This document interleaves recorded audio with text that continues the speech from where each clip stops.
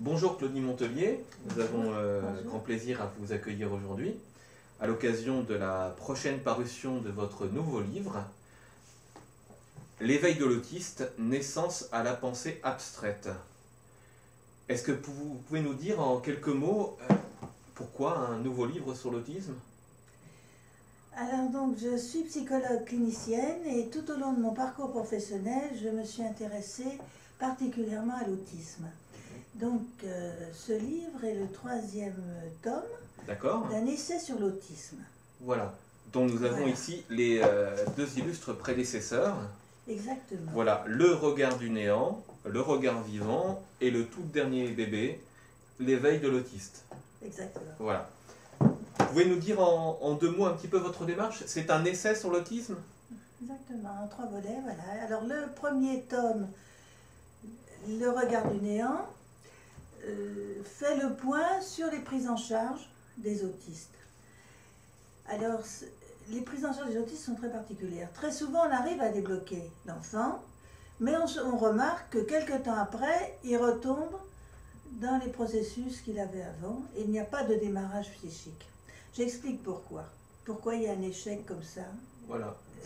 Donc ça c'est le fondement. Si j'ai bien moi qui ai lu avec attention ce livre il y a déjà quelques temps, c'est ça. Vous parlez plus de bébés autistes en fait, ou de très jeunes autistes. Voilà, alors je parle beaucoup des bébés parce que je pense que l'autisme, comme beaucoup de personnes partagent mon point de vue, c'est un trouble du démarrage, c'est-à-dire c'est un enfant qui n'a pas démarré au niveau psychique. Hein, il reste dans l'état de naissance. Voilà. Donc je parle beaucoup des bébés, je parle aussi comment débloquer un enfant, enfin j'envisage ça avec beaucoup de détails.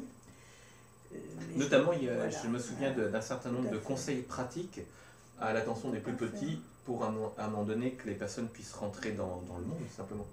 Exactement. Ça, c'était donc le premier tome. Hein. Le deuxième tome... Votre deuxième volume, Le regard vivant. Oui, Le regard vivant. Alors, le regard vivant, je pense... je montre comment débloquer un autiste. Alors, ça se fait par le regard. D'accord. Hein, et donc j'explique comment débloquer le regard. C'est pour ça que la construction du regard chez l'autiste, c'est pour ça que c'est ça le regard vivant. C'est comment on démarre sur un regard vivant. Voilà. Et ce qui est tout à fait intéressant dans ces deux premiers volumes, qui va aboutir dans le troisième, c'est la comparaison par rapport à Méduse et au regard. Pourquoi avoir choisi Méduse justement? Méduse, c'est la personne qui terrifie. On a l'impression, de la manière dont vous présentez les choses, que l'autiste est quelque part un enfant qui est terrifié. Absolument. Alors ça, c'est tout à fait...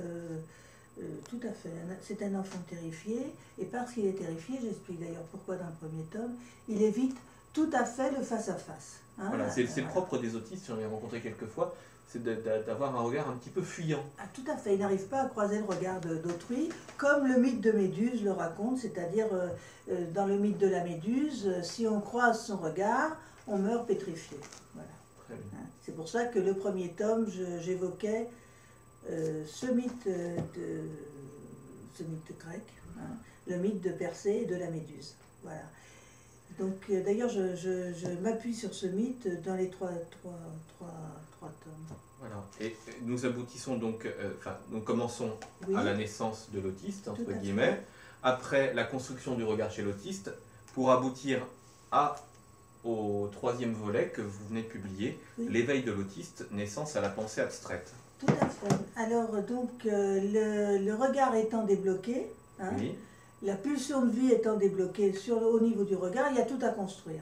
D'accord. Et donc c'est ça l'éveil de l'autiste. Hein. Voilà. C'est comment on construit un être humain après ce déblocage. Voilà. Et là, vous parlez vous reprenez le témoignage d'une personne que vous avez connue, Claire. Tout à fait. Voilà, qui parle des différentes étapes qu'elle va pour, entre guillemets, de passer d'un début de sortie de l'autisme à la construction d'une identité personnelle.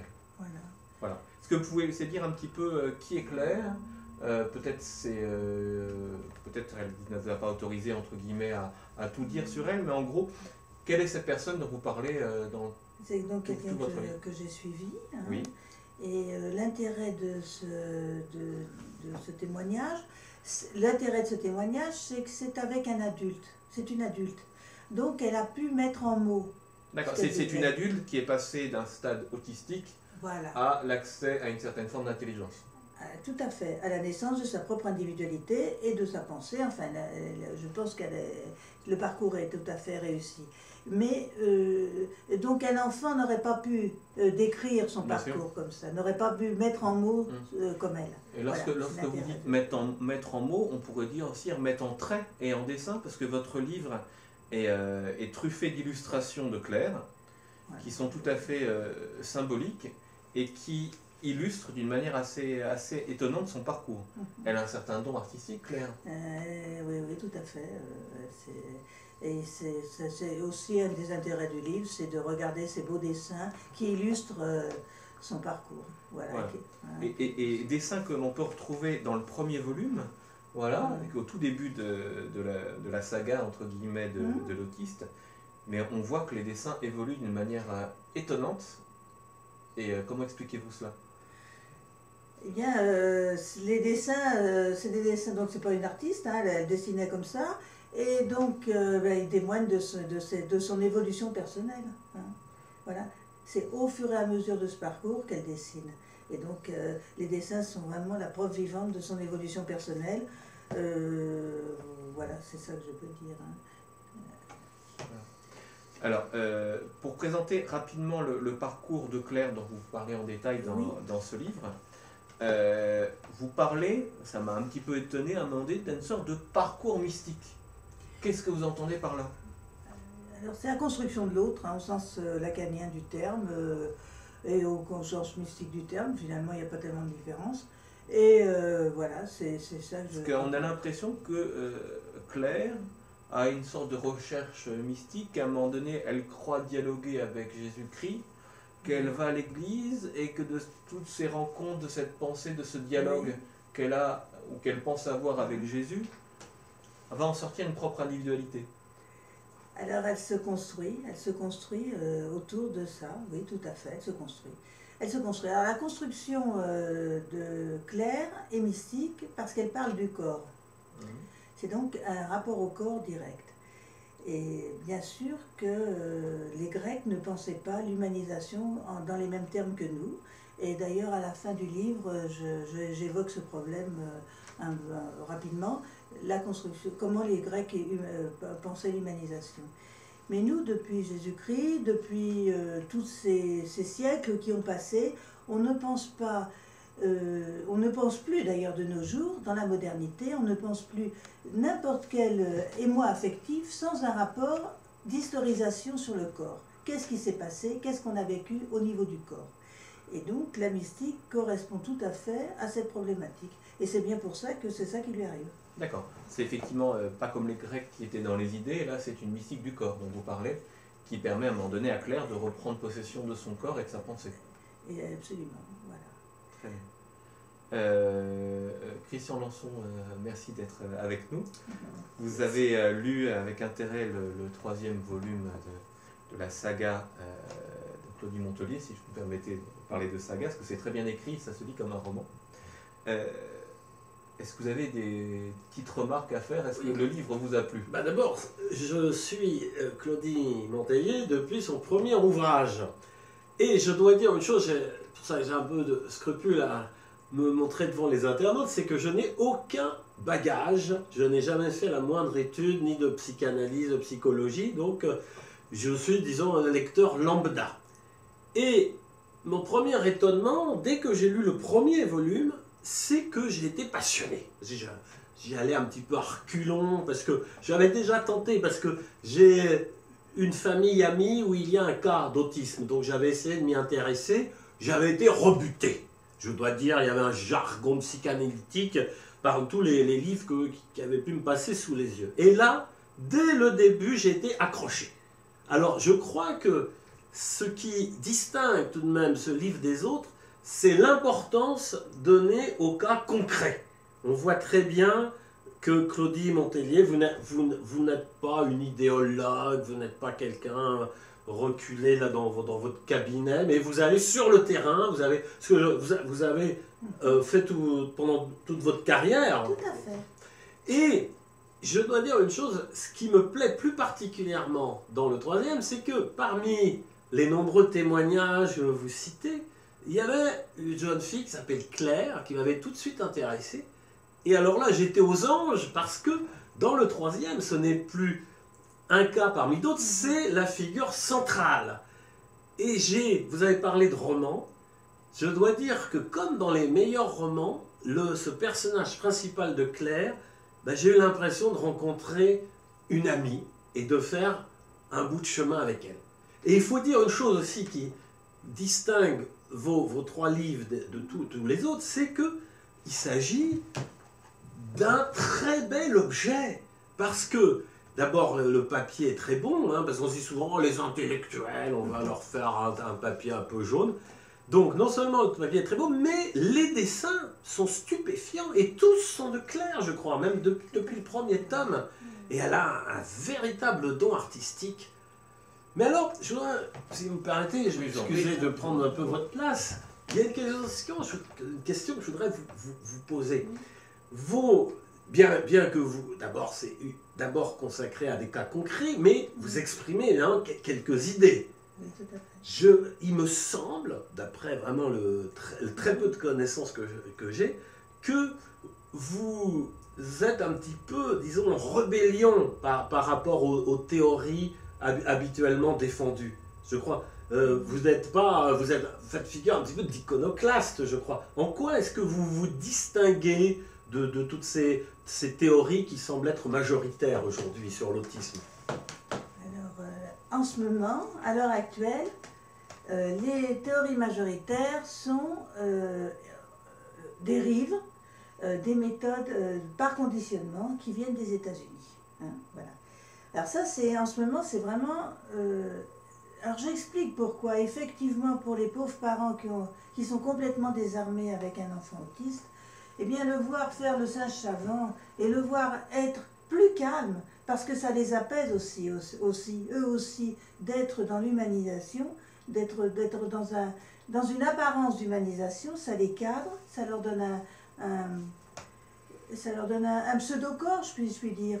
Hein, et donc ça, c'est la phase actuelle, c'est ça qui est à la mode en ce moment, si je puis dire, hein, c'est ça. Et il y a une certaine justification à ces méthodes. Hein. Donc, effectivement, je ne suis pas vraiment contre ces méthodes. Sauf que je vois ces limites, ces tristes limites, qui font des singes savants d'une certaine manière. Et ce n'est pas ça, atteindre l'humanisation et atteindre à la pensée, à la réflexion personnelle. Malheureusement, ce n'est pas ça. C'est par un autre biais qu'on y arrive. Et donc je suis aussi contre les psychothérapies habituelles, parce que je pense qu'elles ne servent pas à grand-chose, malheureusement. C'est-à-dire que si on n'a pas compris la spécificité de l'autisme, effectivement l'enfant se débloque, mais après il retombe comme il était avant. Donc on n'a pas abouti à grand-chose. Voilà. Alors mon livre, tout en nuances, parce que j'ai tout à fait conscience de la difficulté du parcours. Hein. Je n'ai pas du tout malheureusement, je ne suis pas en mesure d'exposer un parcours simple. Et j'aurais préféré. Bon, hein, ça serait plus simple pour tout le monde. Mais ce n'est pas le cas. C'est un parcours extrêmement compliqué, complexe, très difficile et très long. Voilà. Mais effectivement, vous avez tout à fait perçu, je vous en remercie, la position que j'ai, qui est ni psychothérapie à tout craint, ni méthode ABA, d'une certaine manière, méthode américaine à tout craint. C'est un parcours entre les deux. Voilà. Mais je crois, si je peux me permettre, que vos livres vont redonner espoir à beaucoup de parents d'autistes. Alors j'en serais très ravie. Merci. Vraiment, vous me faites vraiment plaisir en disant ça, parce que c'est ce que j'espère aussi. Voilà. Bien. Madame Montelier, une autre petite question. Vous présentez votre livre en trois phases: jouir de l'autre, jouir des autres et jouir de l'écrit. Oui. Est-ce que vous pouvez nous expliquer un petit peu ce parcours? Alors, jouir de l'autre, c'est la construction de l'autre. Alors, au sens lacanien du terme, c'est-à-dire Dieu, tout ce que vous voudrez. Enfin, vous pouvez mettre l'autre avec un grand A, hein, l'altérité en tant que telle. Hein. Ça, c'est la structuration psychique de base, qui n'est pas acquis chez l'autiste et qu'il a à acquérir. Et donc, je montre comment, par un parcours mystique à peu près banal, classique, hein, elle y arrive. Jouir des autres, c'est la sexualité, c'est-à-dire c'est ce qu'on nous présente d'une certaine manière dans l'identité sociale, la sexualité, le rapport à autrui. Hein, bon. Et jouir de l'écrit, c'est le dépassement de la sexualité, d'une certaine manière, c'est dans l'écriture, une certaine jouissance dans le fait de l'écriture, mais de l'écriture au sens d'une structuration psychique. Hein, c'est pour ça que c'est un retour à la première phase. Voilà. Hein, l'écriture avec, voilà, c'est ça, c'est en ce sens-là. Donc c'est tout avec une l'écriture, une forme de langage en fait. Au sens, l'inconscient est structuré comme un langage de Lacan, quoi. Enfin bon, hein. C'est-à-dire, c'est dans cet esprit-là, quoi. Voilà. Hein. L'écriture, c'est ce qui tient. Enfin, on dit bien, les écrits restent, voilà. Hein. C'est quand ça tient. C'est-à-dire ce qui fait tenir un individu, une individualité. Donc il y a jouissance de l'écrit, c'est-à-dire que c'est ça qui devient le moteur des actes de la personne qui est structurée. Un être humain structuré est d'une certaine manière en rapport à l'écrit, parce qu'il est son moteur. Ce qui fait qu'il fait des actes, c'est en fonction de c'est signifiant, si on peut dire en termes lacaniens. Et cela me rappelle un passage de votre premier livre, Le regard du néant, oui. Où à un moment donné vous parliez d'un autiste qui commence à faire un signe de croix. Oui. En fait, c'est un signe où il y a une jonction, où les choses commencent à tenir. Voilà. Est-ce qu'il n'y a pas justement un rapport entre ce signe de croix, ou cette jonction à un moment donné qui permet à un enfant d'avoir une prise sur la réalité, avec le langage qui est aussi une manière de quelque chose qui tient? Mais tout à fait, absolument. C'est du même ordre, avec l'abîme qu'il y a entre l'enfant qui fait un signe, comme ça, et qui s'accroche à ce signe avec toute la beauté de son désir de vivre, et quelqu'un qui est normalement structuré. Hein, donc il y a tout un parcours à faire qui est très long, hein, et que je décris dans ces 2 livres, dans ces 3 livres. Dans l'éveil de l'autiste, le parcours de Claire que vous décrivez, oui. C'est un parcours sur quelques mois, quelques années? Non, plusieurs années. C'est tout à fait... c'est quelque chose d'extrêmement complexe, hein, tout à fait. Et est-ce que le parcours de Claire vaut sa lecture en lui-même, ou est-ce qu'il est vous conseiller aux spectateurs, aux internautes, de lire les deux autres volumes auparavant? Est-ce que... Ah oui, on peut dire indépendamment les livres les uns des autres. Donc une personne qui chercherait éventuellement à connaître la construction de la pensée chez un autiste peut tout simplement acheter ce premier livre. Tout à fait. C'est pas du... Voilà, hein, il peut commencer tout à fait, se plonger dans ce parcours d'humanisation au sens large du terme, hein, directement le 3e tome. Hein. Voilà, tout à fait. C'est pas du tout... ça se lit indépendamment les uns des autres. D'accord, très bien. Nous avons vu que M. Lançon, qui n'est pas un grand psychologue, disait qu'il avait pris plaisir à la lecture de ce livre. Pour qui écrivez-vous, Madame Montelier? Vous écrivez pour les psychologues, pour le grand public, pour les familles d'autistes? Alors j'écris aussi bien pour les psychologues que pour les non-psychologues. Parce que je pense que ce parcours d'humanisation intéresse beaucoup de gens. Voilà. Hein. Maintenant, c'est sûr que les psys sont directement intéressés et concernés par ça, et aussi les parents d'autistes. Hein. Voilà. Comme M. Lançon me le disait tout de suite. Là. Hein. Voilà. Et je pense que Claire est une vraie figure romanesque. Parce que elle a cette qualité que dès qu'elle commence à parler, dès le premier tome, on a envie d'en savoir plus sur elle. Et alors on est comblé au 3e. Voilà. Encore que son parcours est loin d'être fini. Alors peut-être ça va se prolonger par la suite. En tout cas, je veux dire une chose, c'est que Claire, j'ai été passionné par son histoire, indépendamment d'ailleurs de tout ce qu'il peut y avoir. Bon, vous analysez tout ce qui lui arrive, vous faites état de son parcours mystique, mais indépendamment de ça, en tant que personne, en tant qu'être humain, je la trouve passionnante. Très bien. Écoutez, merci. Parce qu'en fait, c'est un peu comme un roman d'apprentissage. On suit une personne donc, qui débute dans la vie, qui vit ses premières amours, ses premières amitiés, ses déceptions, ses moments de joie, de bonheur, etc.